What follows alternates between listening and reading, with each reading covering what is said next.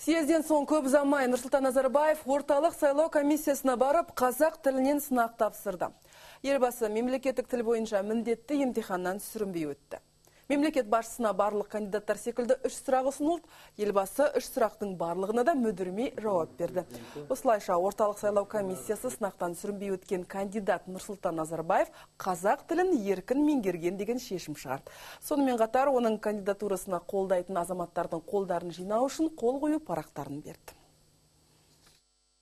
Бұл сөзі президент болғалы бері мемлекетіміздің туының тұғыры өтіп, елдің бірлік ынтымағын көтеріп келе жатқан адам, сол ынтымақ бірліктің арқасында Қазақстан Құдайға шүкір 20 жылдың ішінде осындай дәрежеге жетті. Өте кең етіп параққағанға өте ауқымды сыйымды етіп, өте әдемі тақырыпты аша білді. Қате жоқ. Кандидат осындай болу керек деп ойлаймын. Сонымен қатар президенттікке кандидат болуға ниет білдіргендердің саны бүгін тағы өсті. 53 жастағы Мұхаммед Рахым Құрсабаев есімді азамат өзін өзі ұсынған, және ол бұл тізімде 15-ші болып тіркеліп отыр.